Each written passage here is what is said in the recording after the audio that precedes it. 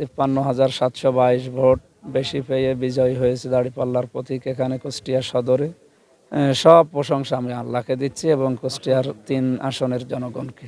কুষ্টিয়াবাসী যা দেখিয়েছে এবং সারা বাংলাদেশে আমরা এখন যা শুনতে পাচ্ছি, যদি এই ধারাবাহিকতা থাকে আশা করছি জামাত ইসলামী বাংলাদেশ সহ 11 দলীয় জোট সরকার গঠন করবে। তারা যদি করে আমরা আগামীর কুষ্টিয়াকে যেগুলো দিয়েছি, প্রায় 16টা বিষয় দিয়েছি, আমরা ইনশাল্লাহ 16টা বিষয় জনগণের সামনে বাস্তবায়ন করব।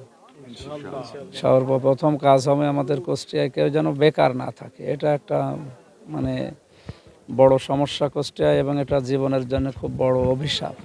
আমরা কেউ বেকার থাকতে চাই না। যে কোনো কাজ যার যে যোগ্যতা আছে আমরা এই কাজ আগে তুলে দিতে চাই। এবং যে মানুষগুলো আমাদের সাথে ছিল, বিশেষ করে আমরা 6 জন, একজন বোন ছিল, আমরা 5 জন ভাই ছিলাম। আমরা প্রতিদ্বন্দ্বিতা করেছি, আসলে প্রতিযোগিতা সবাই আমরা এই মনে করেছিলাম যে আমরা ভাই এবং বোন।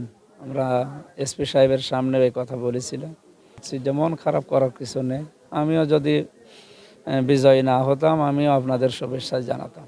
আশা করছি সবাইকে নিয়ে আগামীর কুষ্টিয়ার উন্নয়নমূলক যত কাজগুলো আছে আগে আমাদের বেকার সমস্যা দূরীকরণ দিয়ে আমরা শুরু করব ইনশাল্লাহ। আমরা তো জিরো টলারেন্স দিয়েছি, বিশেষ করে চাঁদাবাজির উপরে। চাঁদাবাজি দখলবাজি আমরা ইনশাল্লাহ কুষ্টিয়ায় রাখবো না। এতে যদি ঝুঁকি নিতে হয় তাও নেব।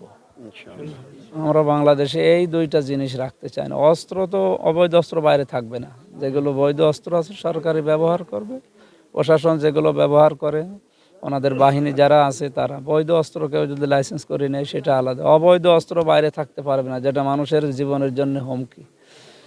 আমরা যেগুলো দিয়েছি এগুলো আমরা 100 ভাগ চেষ্টা চালাবো, বাকি আল্লাহর ইচ্ছা।